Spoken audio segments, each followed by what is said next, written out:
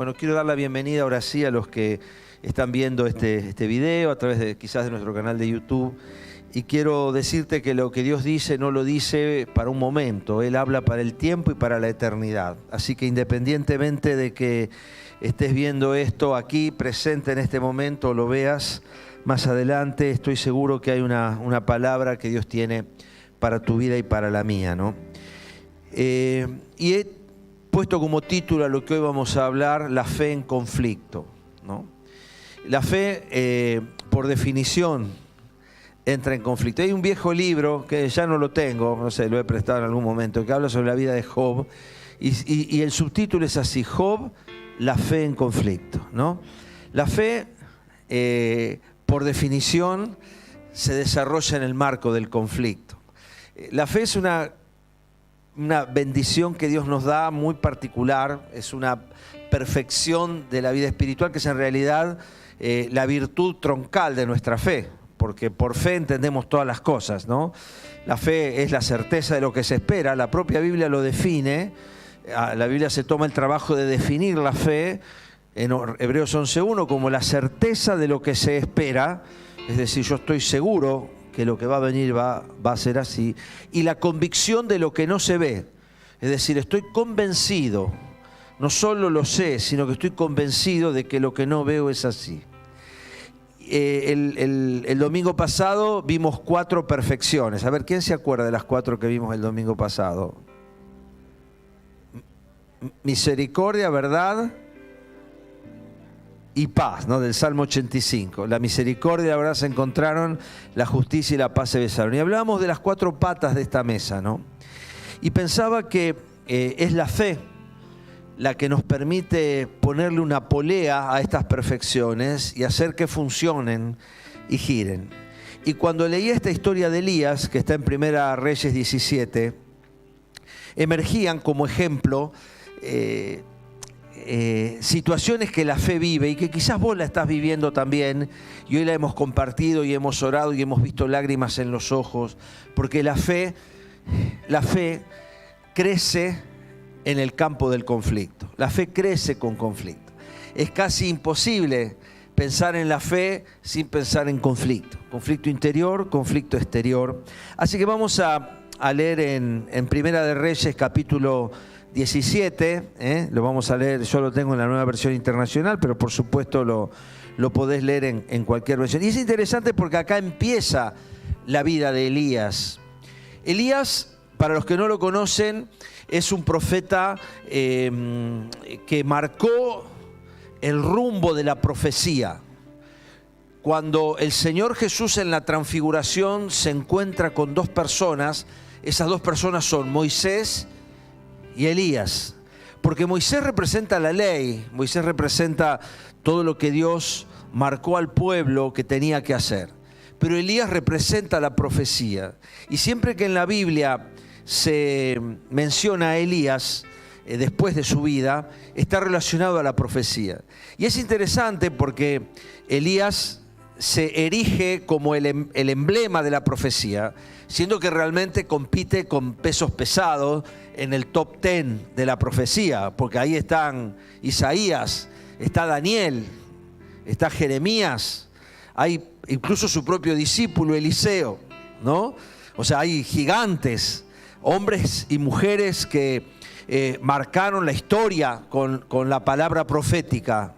Pero Elías, que además tuvo un ministerio profético, no solo fue profeta, Elías es el representante de toda esa gran camada de gente que a lo largo de los siglos marcó la palabra de Dios. La inmensa mayoría de las veces la profecía fue para traer preocupación. A nosotros nos encanta porque pensamos que a veces la palabra profética suele traer consuelo y alegría. Bueno, las más de las veces la profecía vino para señalar cosas, para corregir, para cambiar, para alertar. Bueno, esta no es la excepción. Vamos a leer entonces en Primera de Reyes, capítulo 17, que es el inicio del ministerio de Elías, ni más ni menos, ¿no? En una época oscura. Para los que no están siguiendo el estudio, a Elías le toca profetizar en una de las épocas más oscuras de Israel, ¿no? El reino del norte se había apartado totalmente de Dios, estaba totalmente vuelto a la idolatría y estaba gobernado por un matrimonio en realidad, porque ahí la fuerza estaba en realidad en Jezabel, la esposa de Acab. Cualquier simbología con situaciones presentes o pasadas es pura casualidad, pero estaba guiado por un matrimonio que reinaba despóticamente. Realmente la historia de Acab y Jezabel de hecho Jezabel es un nombre que pasó a la historia como esos nombres oscuros, ¿no? Como esos nombres terribles. Vamos a leer entonces en 1 Reyes 17:1, dice: ahora bien, Elías, el de Tisbé de Galad, fue a decirle a Acab, al rey Acab, a este rey tan malo, ¿no? Tan cierto como que vive el Señor, Dios de Israel, a quien yo sirvo, te juro que no habrá rocío ni lluvia en los próximos años hasta que yo lo ordene. Así arranca su ministerio, pum para arriba, arranca Elías con esta palabra. Entonces la palabra del Señor vino a Elías y le dio este mensaje: sal de aquí hacia el oriente y escóndete en el arroyo de Querit, al este del Jordán. Beberás agua del arroyo y yo les ordenaré a los cuervos que te den de comer allí. Así que Elías se fue al arroyo de Querit, al este del Jordán, y allí permaneció conforme a la palabra del Señor. Por la mañana y por la tarde los cuervos le llevaban pan y carne y bebía agua del arroyo. Entonces Elías estaba como en una islita, ¿no? Estaba como en su spa, en medio de la debacle. Ahí estaba Elías, lo alimentaba el Señor y bebía agua del arroyo.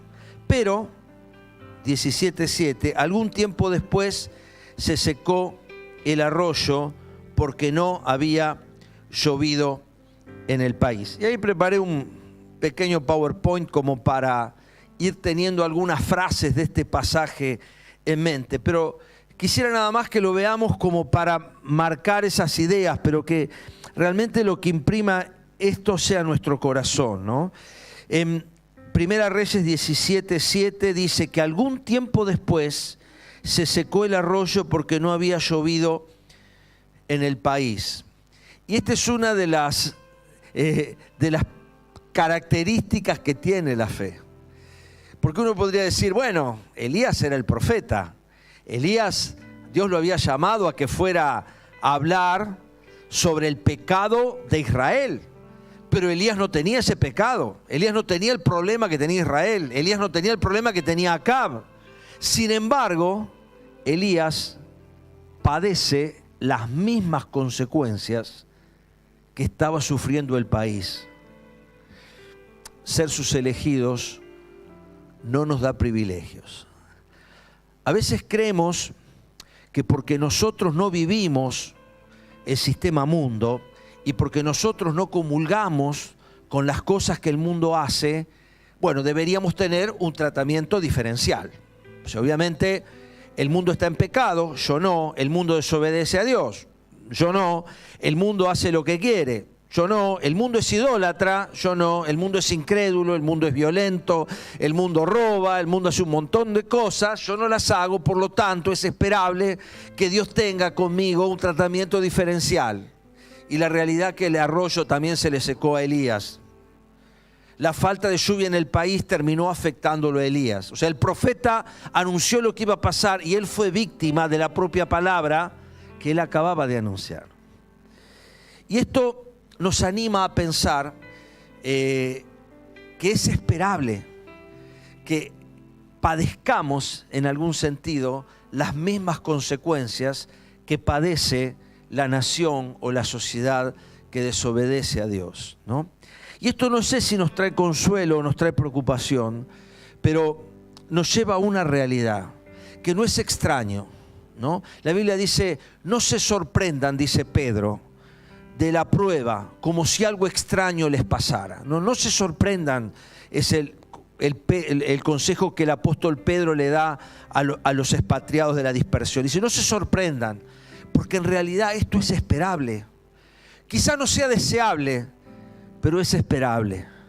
Entonces, no te sorprendas si en un país donde falta el trabajo, a vos te falta trabajo.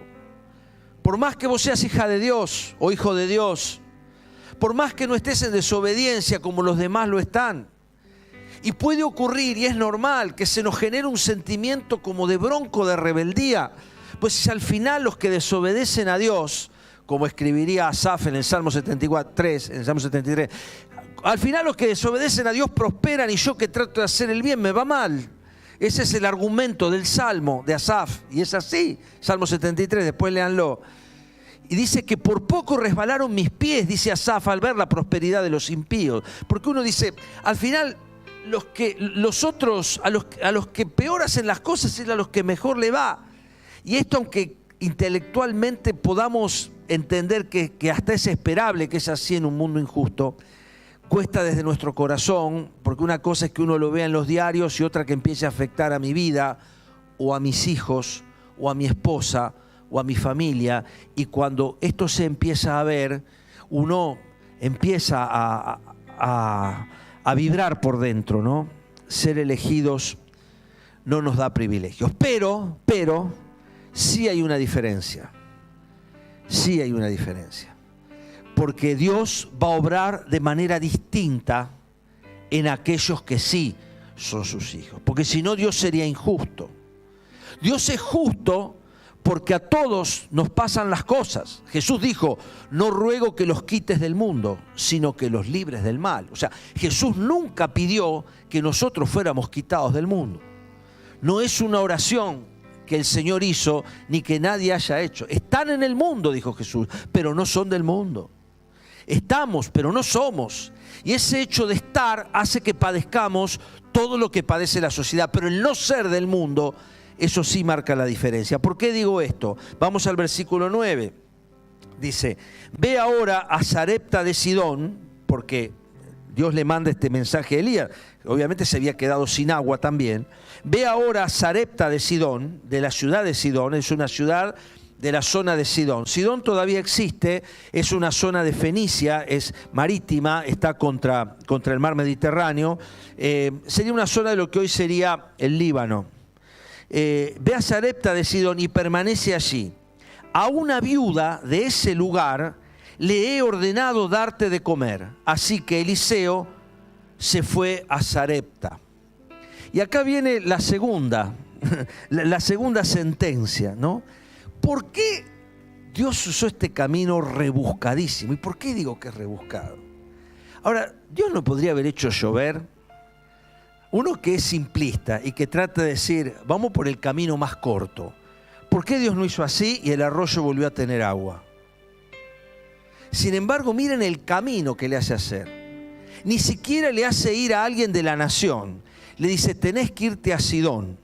Si vos googleás, aún hoy el Google Maps te indica cómo llegar por camino, porque las dos zonas existen, Samaria y Sidón, y tenés 369 kilómetros y tratás de ir en auto, tenés que pegar una vuelta desde Samaria hasta Sidón. Tenés que pegar, son 369 kilómetros por el Google Maps en auto. Ahora, si vos ves a vuelo de pájaro, calculale que más o menos son 100 y pico de kilómetros si vas caminando en línea recta de un lado al otro. 100 kilómetros, ponele, para ir a buscar agua. ¿Y a quién se la tenía que pedir? A una viuda. Viuda que además ni siquiera era del pueblo, era extranjera.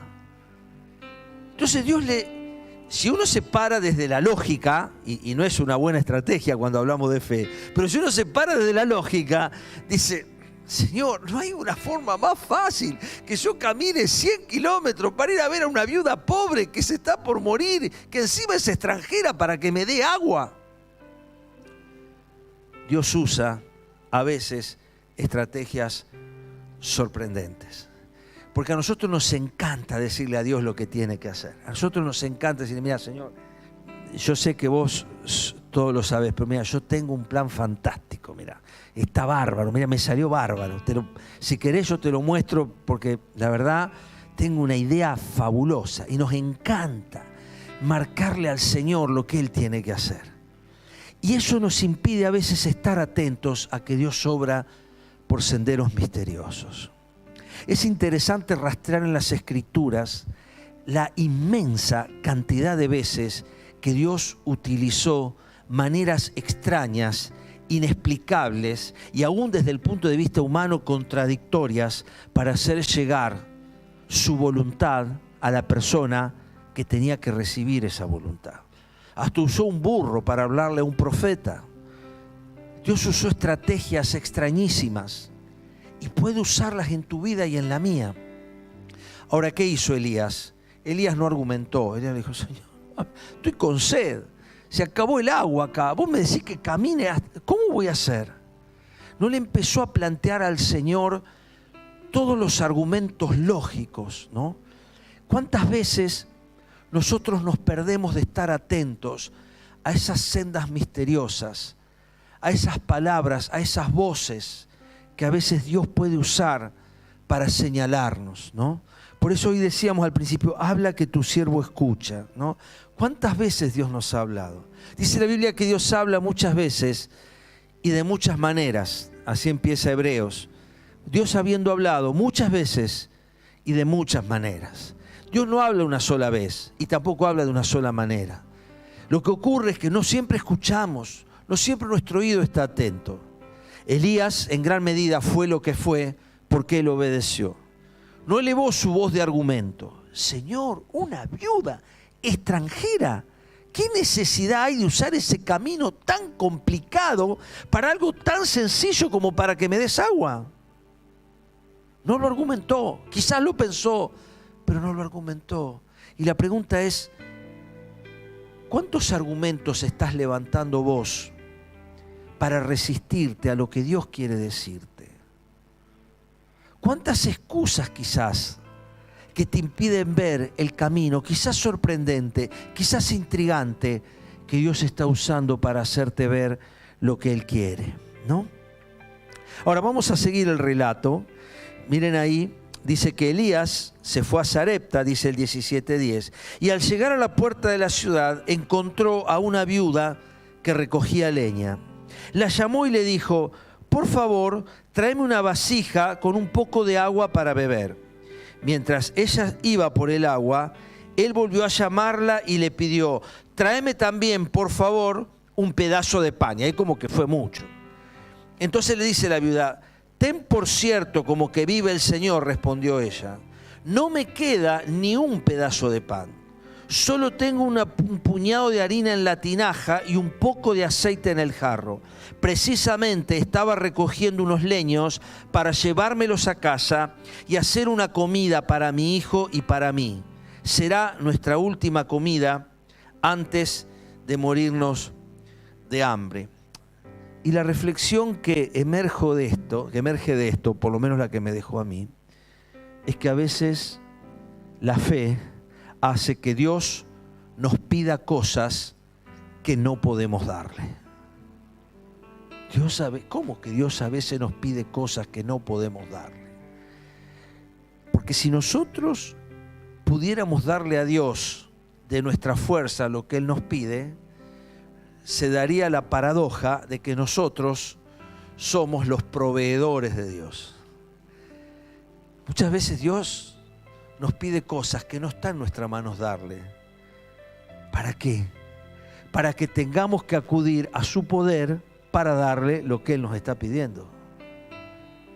Porque si nosotros de nuestras fuerzas pudiéramos darle a Dios lo que Él nos pide, no tendría sentido, porque diríamos: bueno, nosotros en realidad somos los proveedores de Dios, cuando en realidad Dios es nuestro proveedor. Siempre lo que Dios pide, o no siempre, pero muchas veces lo que Dios nos pide está más allá de lo que podemos darle, ¿no?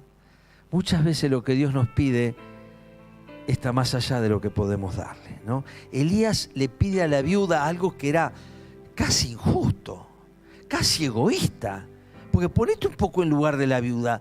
¿A vos te parece bonito? Viene el profeta a pedirme lo único que tengo para darle a mi hijo y me lo está pidiendo a mí. ¿Por qué no va y se lo pide a alguno de los señores del país que seguramente tienen acaparada enormes cantidades de alimento? Dios lo manda a pedírmelo a mí. Y yo quiero decirte algo, y esto es importante entenderlo. Porque nosotros a veces creemos que Dios va a utilizar a aquel que más tiene para dar. Y las más de las veces, Dios usa personas que tienen muy poco para dar. ¿Para qué? Para que la excelencia del poder sea de Dios y no de nosotros. Así dice la palabra. Porque si yo le doy de mi abundancia, entonces de nuevo, yo soy el proveedor de Dios. Pero si yo le doy desde mi escasez, entonces es el poder de Dios que me permite responder a su llamado. Jesús estaba mirando a todos los que traían dinero al alfolí de las ofrendas, ¿no? Y le dice a sus discípulos que una mujer muy pobre viene y pone una blanca. Es como si hoy fueran, no sé, un billete de 10 pesos, por decirlo, lo más chico que puede existir. Y eso es lo que ofrendó. ¿Y Jesús qué dijo? Esta mujer es la que más puso de todos, porque lo puso de su pobreza. Los demás pusieron de su abundancia. Ella puso de su pobreza.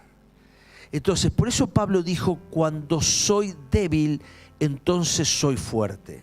Porque mientras yo me considere fuerte, es muy difícil que Dios pueda utilizarme.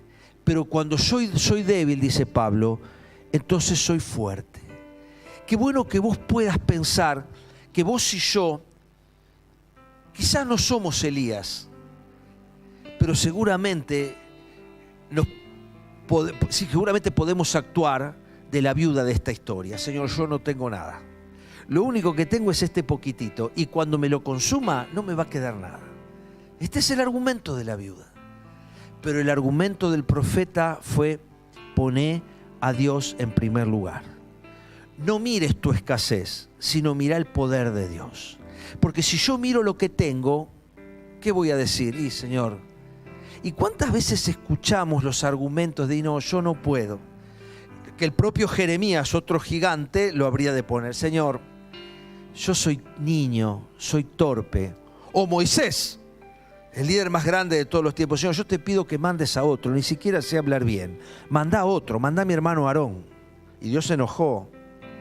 Porque siempre que nosotros ponemos la mirada en lo que nos falta, en definitiva, ¿qué estamos afectando? Afectando la fe.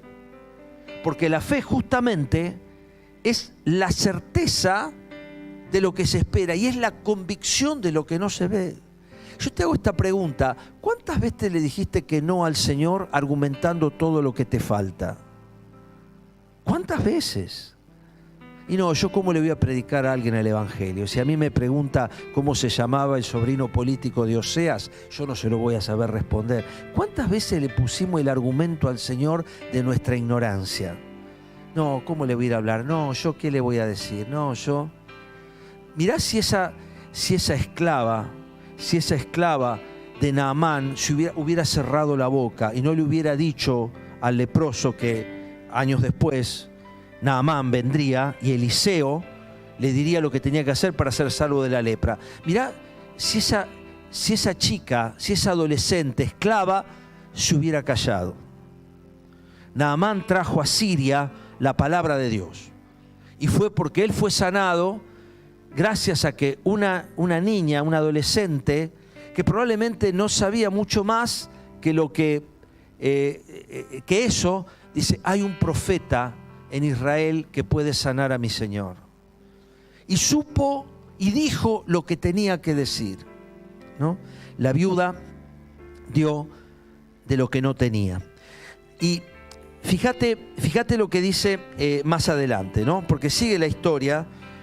Pero dice que la viuda, a pesar de haber argumentado esto, Elías le dice lo siguiente, en el versículo 13: no temas, vuelve a casa y haz lo que pensabas hacer, pero antes prepárame el panecillo con lo que tienes y tráemelo. Luego haz algo para ti y para tu hijo, porque el Señor, Dios de Israel, te dice: no se agotará la harina de la tinaja, ni se acabará el aceite del jarro hasta el día en que el Señor haga llover sobre la tierra. Ella fue e hizo todo lo que había dicho Elías, de modo que cada día hubo comida para ella y su hijo, como también para Elías. Y tal como la palabra del Señor lo había anunciado por medio de Elías, no se agotó la harina de la tinaja, ni se acabó el aceite del jarro, ¿no? Muchas veces la fe se demuestra al dar de lo que nos falta, no al dar de lo que nos sobra. La fe realmente se demuestra al dar de lo que nos falta. Por eso es nuestra fe en conflicto, porque generalmente esperamos a tener para dar, a tener tiempo para dar tiempo, ¿no? Una de las cosas más valiosas, porque es irrecuperable. Los humanos vivimos la ilusión de que mañana va a haber más tiempo. Vivimos siempre esta ilusión. No, pero ahora estoy estudiando, pero cuando me reciba, ahí sí voy a tener tiempo. No, pero ahora me casé, pero una vez que me instale, ahí sí voy a tener tiempo. No, ahora justo está el nene, así que después sí voy a tener. No, pero esperá que crezca el nene, porque entonces sí voy a tener más tiempo. No, pero esperá, ahora justo tengo a los nietos en casa, pero cuando... Y siempre el tiempo está mañana. Siempre va a haber más tiempo mañana. La escasez de tiempo es algo que se corrige asignando tiempo a lo importante. Generalmente la gente más ocupada es la que más tiempo tiene. Increíble. Pero la que menos cosas hace es la que menos tiempo tiene. Y por eso es importante entender que aún del tiempo, o del dinero, o de los dones, o de lo que sea, la fe se demuestra al dar de lo que nos falta. Ahí se demuestra la fe. Porque si damos de lo que nos sobra no es fe. Dar de lo que nos falta es fe. ¿Por qué? Porque yo sé que Dios va a proveer. Y la viuda dio de lo que le faltaba, porque no tenía harina y no tenía aceite. Sin embargo, se lo dio al profeta, le dio de lo que le faltaba. Y gracias a que le dio de lo que le faltaba, nunca más le faltó de aquello que dio. Importante entender esto. Porque si Dios es el proveedor, ¿por qué es cuestión de fe esto? Porque es cuestión de creer que Dios va a proveer. ¿Por qué es falta de fe no dar de lo que me falta? Porque si yo no doy de lo que me falta, ¿qué estoy diciendo entre líneas? Estoy diciendo, necesito conservar esto poquito que tengo porque si no me quedo sin nada. ¿Y por qué eso es falta de fe? Porque estoy diciendo, Señor, vos no sos poderoso para reemplazar aquello que yo te estoy dando. Ahí radica la falta de fe. Porque estoy diciendo, Señor, yo me lo conservo porque me guardo esta quintita para acá, porque en donde yo la dé me quedo sin nada. Pero si yo digo eso, en definitiva, estoy ignorando el poder proveedor de Dios. Estoy ignorando la misericordia y la gracia de Dios. Estoy diciendo, Señor, yo en el fondo no estoy creyendo que vos vas a sustentarme y me vas a dar mucho más de lo que yo estoy dando en tu nombre. Por eso Jesús dijo, el que da un vaso de agua fría en mi nombre recibirá 100 veces tanto y la vida eterna, ¿no? La fe se demuestra dando de lo que nos falta. Ahora, uno diría, bueno, bárbaro, la vida de la viuda, si siempre tuvo harina y siempre tuvo aceite, ahí anduvo sobre rieles. Ahora, mirá lo que dice el versículo 17. Poco después enfermó el hijo de aquella viuda y tan grave se puso que finalmente murió. Wow. Esta es la parte de la historia que nadie quiere, ¿no? Porque uno diría, si yo soy obediente, si hago lo que Dios quiere, si como esta viuda obedezco a la voz del profeta, hago lo que Dios me dice, reacciono como Dios espera, bueno, tendría que ser libre de las pruebas. Y esto es doloroso decirlo y es doloroso a veces saberlo, pero realmente el ser obediente no nos libra de las pruebas. El ser obediente no nos libra de las pruebas. De hecho, lamentablemente, las pruebas forman parte del proceso que Dios trabaja en nuestras vidas, ¿no? Por eso Pedro vuelve a decir, no nos sorprendamos del fuego de prueba. Y hoy Betty daba testimonio y quizás muchos podemos dar testimonio o podrían haber dado testimonio en esta mañana de situaciones en las que estamos siendo probados. Y el enemigo te picotea la cabeza y te dice, ve, al final, ¿de qué te sirve? ¿De qué te sirve ser obediente? ¿De qué te sirve cumplir? ¿De qué te sirve? Asaf lo dice, ¿de qué me sirve? ¿De qué me sirve? Dice Asaf, en ese salmo. ¿De qué me sirve haber sido obediente si en definitiva no hubo diferencias? El autor de Eclesiastés plantea lo mismo. He visto una gran injusticia entre los hombres. He visto hombres rectos olvidados y he visto impíos sepultados con honra. Esto lo dice el autor de Eclesiastés. Y entonces nos encontramos a este dilema, ¿no? De que a veces padecemos pruebas aún siendo obedientes. Lógicamente la prueba que le tocó a esta mujer es tremenda, es terrible. Es una de las cosas más difíciles que le pueden pasar a un ser humano, y acá hay hermanas y hermanos que dan testimonio por haber pasado esa situación, ¿no? Pero Dios libre de que a veces pasemos esas situaciones, pero las pruebas están presentes y Dios no nos va a permitir ser probados. Esa es la confianza que tenemos, más allá de lo que podemos resistir. Eso lo dice la palabra de Dios en 1 Corintios 10. No nos permitirá ser probados más allá de lo que podemos resistir. Ahora, fíjate lo que pasa acá, ¿no? Es una reacción casi única en Elías, ¿no? Dice, entonces ella le reclamó a Elías, versículo 18, ¿por qué te entremetes, hombre de Dios? ¿Viniste a recordarme mi pecado y a matar a mi hijo? Yo imagino lo que el torrente de agua a contramano que tenía Elías adentro, ¿no? Y se lo dice a Dios. Fíjate lo que dice. Dame tu hijo, le dice. Y arrebatándoselo del regazo, porque ya el chico había fallecido, Elías lo lleva al cuarto de arriba, donde estaba alojado, y lo acostó en su propia cama. Entonces clamó, Señor mi Dios, también a esta viuda que me ha dado alojamiento, la haces sufrir matándole a su hijo. Y uno dice, es la única vez, bueno, hay otras veces también donde Elías reclama, pero la fuerza con que Elías reclama esto, fíjense que él siendo profeta no entendía lo que había pasado y le reclama a Dios. Y esto es algo que nosotros tenemos que tener paz, y es la sentencia siguiente. Dice, Dios no se enoja cuando elevamos a Él nuestros dolores e incomprensiones, ¿no? Y recordamos a Job y recordamos a tantos en la palabra que le dijeron a Dios lo que le pasaba. Qué importante es que vos les cuentes a Dios. Porque Elías le dice, pero Señor, no te entiendo, tú eres un Dios justo. Esta mujer hizo lo que le dijiste, esta mujer me alojó, cumplió al pie de la letra, tiene 10 sobre 10 en el examen de fe y se le muere el hijo. Señor, yo no entiendo.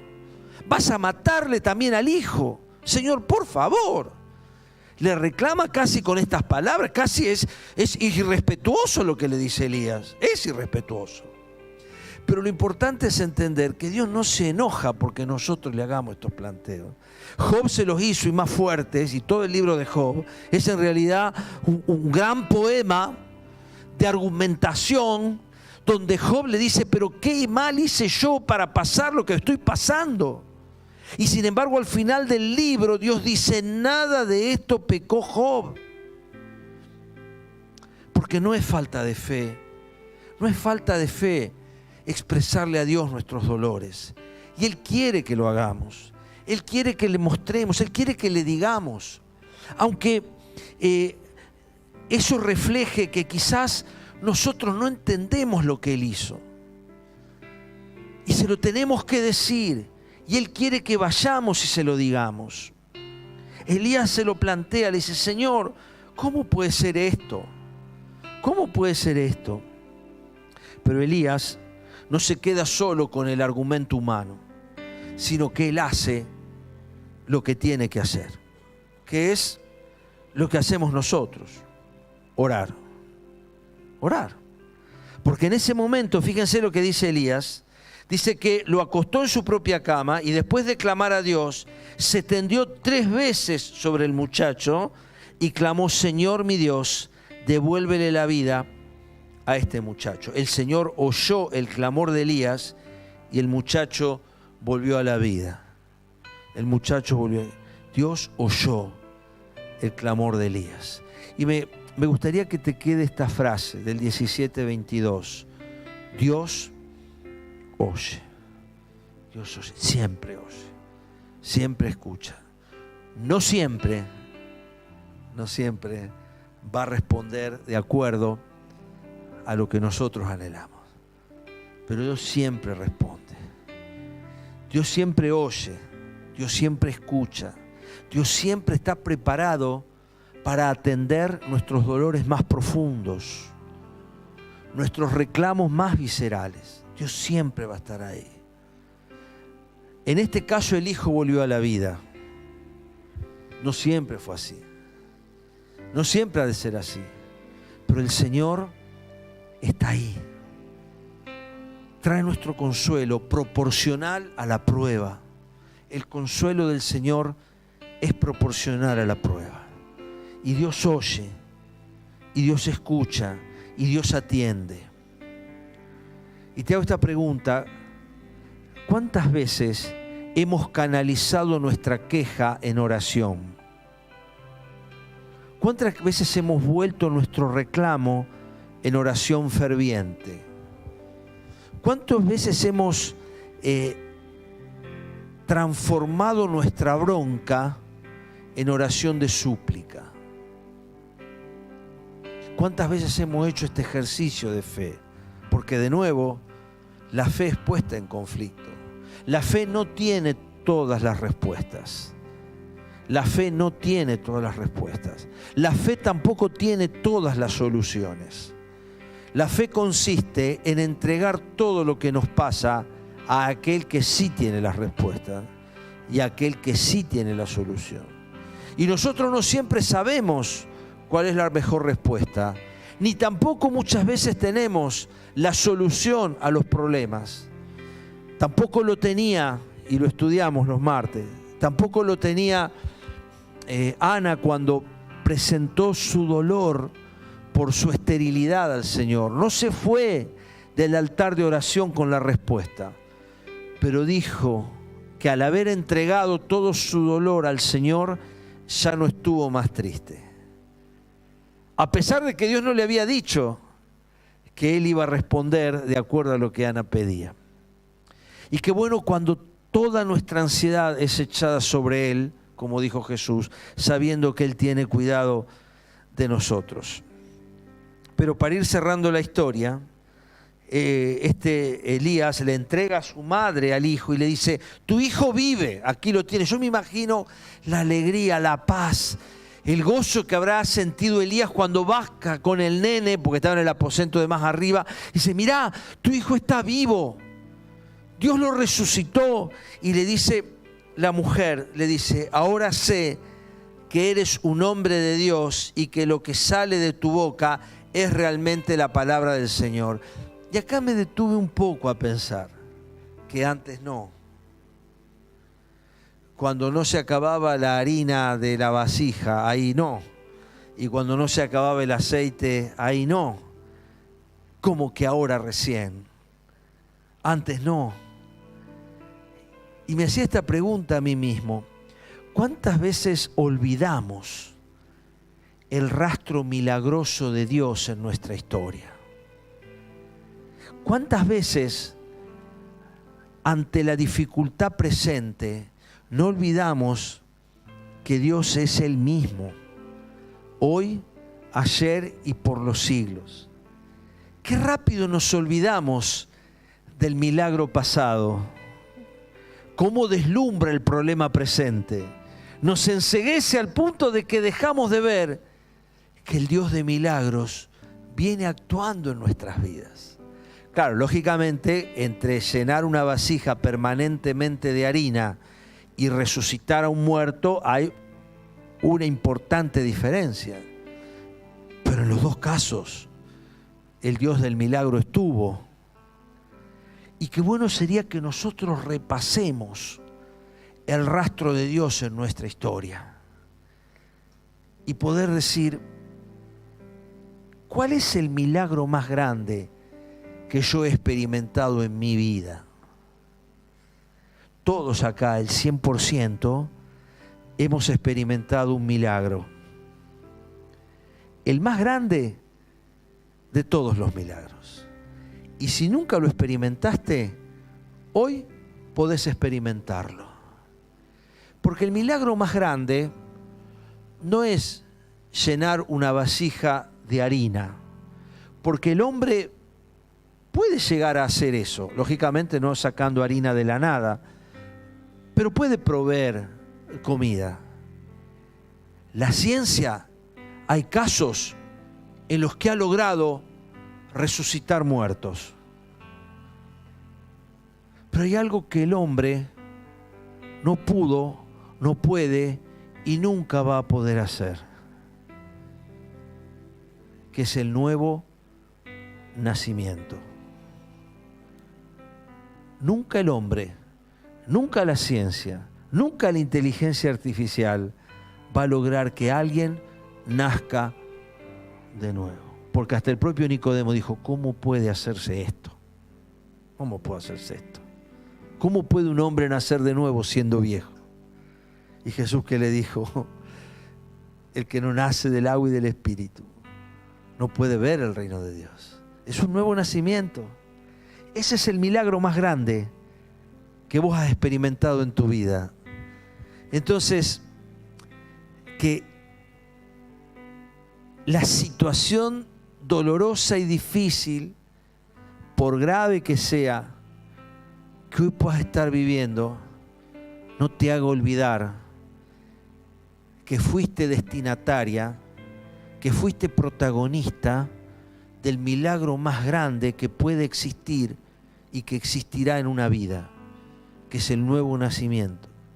Porque ningún hombre, ninguna organización, ninguna herramienta, ni ninguna estrategia pasada, presente o futura va a lograr que alguien pueda nacer de nuevo. Este es el milagro más grande y pasó en tu vida. Y qué bueno sería que en esta mañana no nos pase como a la viuda, ¿no? Que dice, bueno, ahora sí, con este milagro sí, claramente sé que Dios habla a través tuyo, y antes no. Y en todo lo que pasó en estos días, en estas semanas donde comiste cuando todo el mundo no tenía comida, cuando hubo aceite cuando nadie tenía, cuando tuviste agua y nadie tenía, ¿eso no es milagro? ¿Solo esto es milagro? ¿Solo lo extraordinario, visible es milagro? ¿Lo otro no es milagro? ¿Acaso no hay milagros en tu vida y en la mía? ¿Cuántos milagros han pasado sin que seamos conscientes? ¿Cuántos micros perdidos que nos evitaron accidentes? ¿Cuántas enfermedades que pasaron al lado y no nos dimos cuenta? ¿Cuántas cosas pudo haber ocurrido en nuestra vida de la que Dios nos guardó? En la semana pasada estábamos caminando en la calle, en la avenida Santa Fe, en Buenos Aires, y estábamos hablando, estaban las chicas, estaba Sonia, pasa un arrebatador, me arranca la cadenita, una cadenita que en realidad me regaló Sonia antes de que nos casáramos, me la regaló el 8 de diciembre del año 2000. Y tiene ahí la medalla que ella me regaló ese día, una cadenita de oro. Y pasó tan rápido, me la arrancó la cadenita, se cortó, y yo sentí una tristeza tan grande, porque claro, era más allá del valor, pero en eso, cuando me toco acá siento que, claro, al cortarse la cadena la medallita cayó, y esa se salvó. Y Sonia me dice, dejá que la guardo yo. Así que la agarró y la guardó ella. Pero está la medallita que está grabada atrás, con el día, con todo. Pero, y en ese momento de bronca, porque la verdad es que todos nos quedamos con una bronca, esa impotencia, ¿no? De cuando uno experimenta un acto así. Pero cuando uno empieza a mirar lo otro, ¿no? Las cosas posibles que pueden haber ocurrido. ¿Cuánta gente ha sido lastimada y hasta muerta para robarle cosas mucho menos valiosas que esa cadenita? Y si uno abre los ojos, puede ver el milagro de Dios en cada instante, permanentemente. Nosotros nos movemos por milagro, vivimos por milagro. Nuestra fe tiene que ser sobrenatural, Porque si nosotros no nos movemos sobrenaturalmente, ¿en qué nos diferenciamos de los de alrededor? Si no pensamos, si no damos gracias cuando llegamos de un viaje, cuando volvemos de un lugar, cuando tenemos un plato de comida, si no damos gracias de los que hemos sido librados, aún de aquellas cosas que no sabemos, ¿en qué nos diferenciamos del resto? Porque el mismo Jesús dijo, si amamos a los que nos aman y hacemos bien a los que nos hacen bien, ¿en qué nos diferenciamos de los publicanos y pecadores? En nada, ellos también hacen lo mismo. Tu vida y la mía necesita elevarse por sobre el nivel de lo natural y empezar a moverse en el plano de lo sobrenatural, porque nosotros somos sobrenaturales. Y a veces la resurrección de un muerto es algo extraordinario, es algo que por supuesto es impactante, que hace ver el poder de Dios, por supuesto. Pero ¿cuántos muertos hay resucitados en la Biblia? 10, 12, 15. Pero ¿cuántos milagros de transformación hay en la Biblia?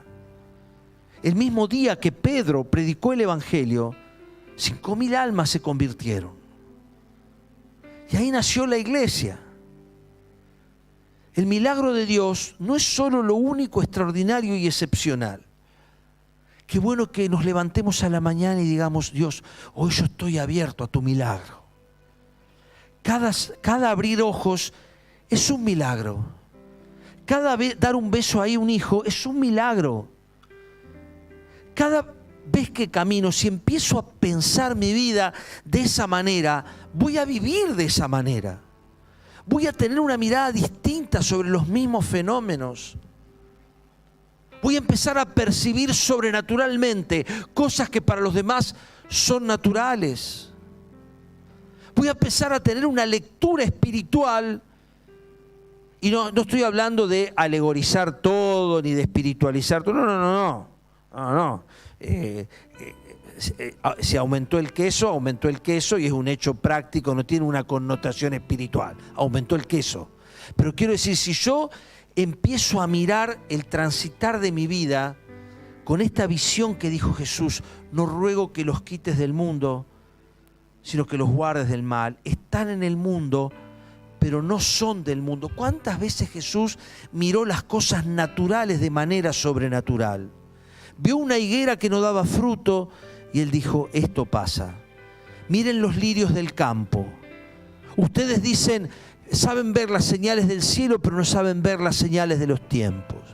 ¿Cuántas veces Jesús caminó y tuvo hambre y tuvo sed? Pero Él caminó su mundo con una mirada sobrenatural. Esa es la mirada que Dios espera de nosotros. Si el mundo dice, mirá, este asesino tiene que estar en la cárcel, nosotros vamos a decir, si ese asesino tiene que estar en la cárcel, pero vamos a poner una mirada sobrenatural. Quizá esa mirada sobrenatural consiste en decir, Señor, en esa cárcel oscura donde va a estar, que vaya alguien y le predique el Evangelio. Eso es tener una mirada sobrenatural en un hecho natural. Qué bueno poder concebir así el mundo, porque el mundo es esencialmente un mundo espiritual y lo que gobierna el mundo es espiritual. Y los hilos del mundo que están como están son porque hay poderes espirituales detrás. Entonces yo debo mirar ese mundo también con ojos espirituales, pero también mi vida. También al día de hoy. Y quizás para cerrar, este día te encuentra enfocado en algunas de las luchas, de los problemas, de los desafíos, algunos gigantes, algunos insolubles, como lo que enfrentaba Elías y enfrentó la viuda. Quizás el día de hoy te encuentra dialogando con vos mismo sobre cómo responder a Dios ante un pedido que vos no podés responder. Quizás este día te encuentra buscando soluciones materiales o a través de la queja y del reclamo, sin entender que Dios está controlando aún aquellas cosas que escapan a nuestra comprensión. Quizás este día te encuentra con un fuerte espíritu de reclamo a Dios. ¿Por qué me pasa esto? por qué al otro no le pasa. Quizás en alguna de todas estas postas de esta maravillosa e increíble historia de la viuda de Sarepta, que Jesús la nombra, quizás te veas identificado. Y qué bueno que puedas decir en esta mañana: Señor, yo creo firmemente que hay un Dios al que no se le escapan las cosas. Un Dios que tiene un propósito a mi vida donde no hay hilos sueltos. Que si yo lograra ver con el diario del lunes la consumación final de mi historia, entendería cosas que hoy para mí son incomprensibles.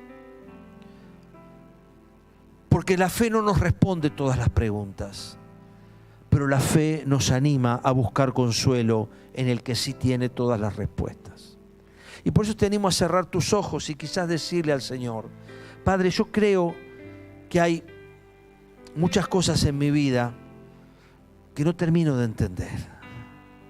Quizás sea un buen momento para hacer como hizo Elías, un hombre de Dios, el referente de todos los profetas, que se puso y le dijo: Señor, ¿también la vas a afligir a esta viuda de esta manera? Tal vez tu corazón en esta mañana quiera plantearle a Dios aparentes injusticias. Tal vez quieras reclamarle cosas que para vos debieran dar si no se dan.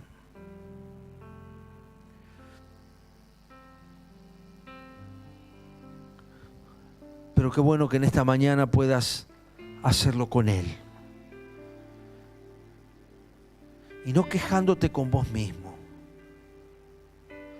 No criticando horizontalmente.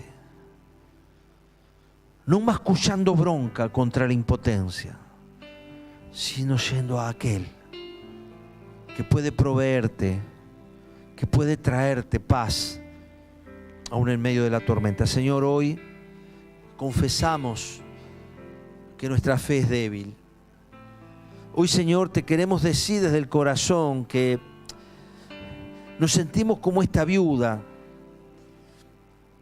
que a veces nos pides cosas que no tenemos, que a veces necesitamos responder cosas que no comprendemos, que a veces nos pasan cosas que nos parecen injustas, contrarias a tu corazón de amor. Señor, te lo decimos. Señor, hay ignorancia en nuestro corazón, hay incomprensión en nuestra mente, pero hoy, Señor, nos exponemos a tu luz. Ayúdanos a mirar la realidad, Señor, con ojos de fe. Ayúdanos a creer que hay un Dios que tiene todo en control. Ayúdanos a creer que hay un Dios que escucha con amor nuestras preguntas quizás más irreverentes. Que hay un Dios que nos abraza y que se duele ante nuestro dolor. Yo te animo a que le entregues realmente en esta mañana tu mayor ansiedad. Jesús dijo, dice Pedro, echando toda tu ansiedad sobre Él. Vengan a mí todos, dijo Jesús, los que están trabajados y cargados. Vengan a mí. Porque mi yugo es fácil y es ligera mi carga. Hay carga. Es ligera en Él sí. Te animo en esta mañana a hacer lo de la viuda, a volcar tu corazón de necesidad completamente delante de Él. Y decirle, Señor, hoy te planteo mi angustia más profunda, hoy te planteo mi carga y mi dolor. No tengo las respuestas. Tengo preguntas, no tengo respuestas, Señor. Por eso voy a vos. Por eso llego a ti, Señor. Quiero animarte a que tengas este tiempo de oración con Él.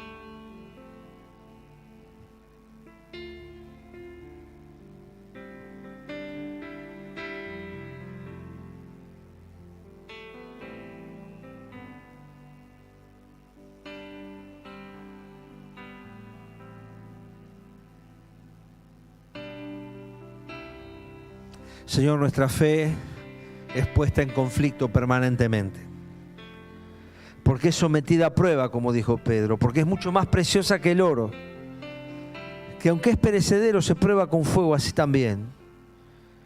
Y Señor, danos tu abrazo, danos tu consuelo en esta mañana.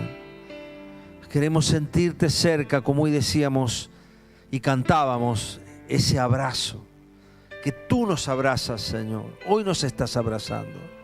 Hoy sentimos, Señor, esa voz dulce que nos recuerda que nos amás. Ese Jesús en medio del barco de la tormenta que es capaz con una sola palabra de calmar la tempestad. Hoy, Señor, acudimos a ese Dios. Y lo hacemos sabiendo, Señor, que es poco lo que tenemos, pero que tú eres todo.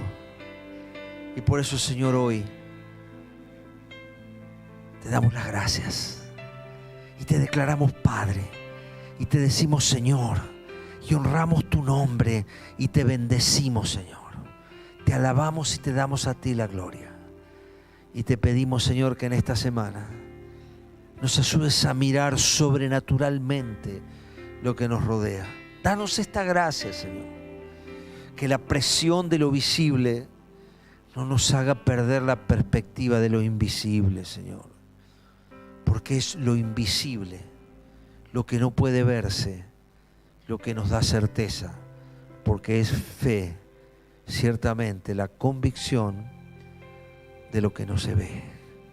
Danos esta convicción. Te alabamos, Señor, en el nombre de Jesús. Amén. Amén.